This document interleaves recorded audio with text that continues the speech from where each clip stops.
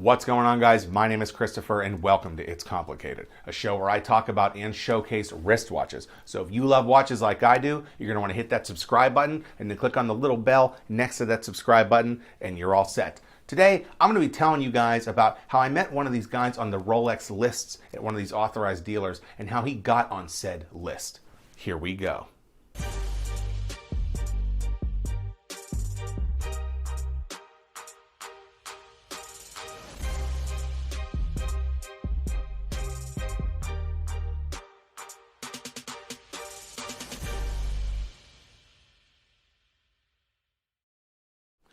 Before we get on with the show, I want to tell you guys about a great site called LuxuryBazaar.com. They sell all sorts of great luxury watches on there, and I'm not talking just Rolex. They sell Cartier, Omega, Patek Philippe, pretty much anything. So check them out. I'll put a link in the description below as they help out a lot with the show. So I was out for drinks with friends at a bar and I spotted a guy wearing a very nice suit, also wearing a Rolex Submariner date, definitely a 6-digit version. So I went up to the guy and I said, hey, that's a really nice watch. I was also wearing my Rolex Submariner date, so we were looking at our watches, we were talking about what we did for a living, etc. And I asked this fella if he knew exactly how hot the Rolex market is right now and what his watch is selling for secondhand above MSRP and how they're just getting harder and harder to find as time goes on, etc. Now, before you guys comment and say anything, I understand that the Rolex Submariner date isn't the hardest watch to come by, but you got to remember this thing is selling for well over $2,000 above MSRP secondhand. So knowing that the Submariner date is becoming a little harder to find, I asked this guy where he got it, and he told me he picked it up through his local authorized dealer. So I said to him, well, did you just walk in and see it sitting on the shelf, and you tried it on, you liked it, and you bought it? And he said, no, I got on the list.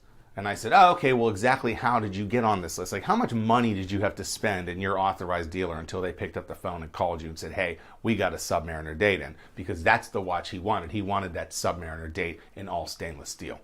And I was actually a little surprised with his answer. He told me he only had to spend about $2,000 in his local authorized dealer to get on that list and get that phone call that he could go pick up his Rolex Submariner date.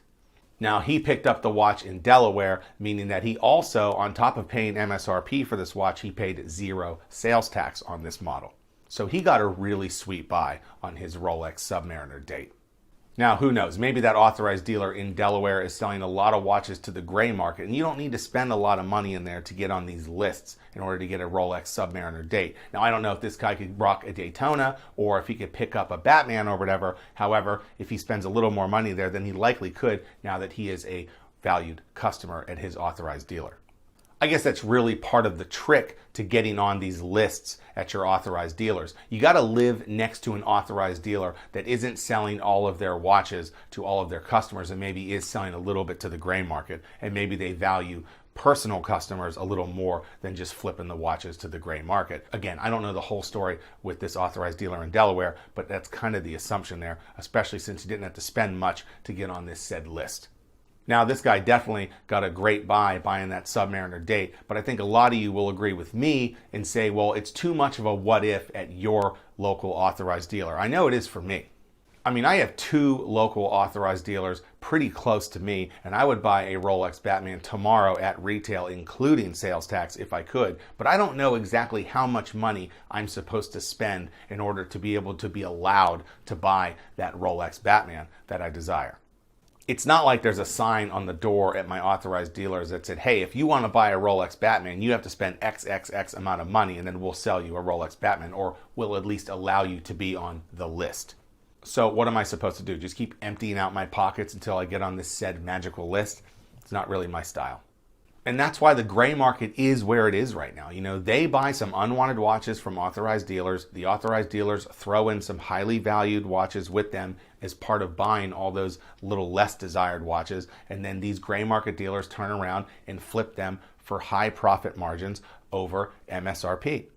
And as of right now, it looks like the gray market is going to continue to stay hot for at least quite a while. I just think if you're Rolex and you're starting to see your watches sell for well above MSRP, why wouldn't you keep production where it is and maybe just start raising those prices little at a time?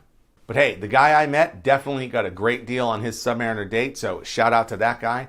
So let me know what you guys think. Do you think it's worth spending a little extra money to be able to get the watch you desire, or do you think you'd be better off just going straight to the gray market? Personally, I think it would be better off to just hold off until you find a deal. There are deals to be had, you just have to be patient.